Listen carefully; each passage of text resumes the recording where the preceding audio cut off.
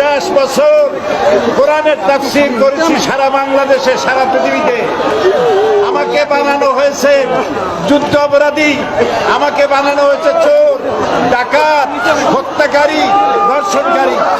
আমি আল্লাহর নামে কসম করে বলছি, আল্লাহ তোমার জাতের কসম, তোমার ইজ্জতের কসম, তোমার সম্মানের কসম, 1971 সনের এক ফোঁটা বাড়ি বা কাদা আমার গায়ে লাগে নাই, লাগে নাই, লাগে নাই।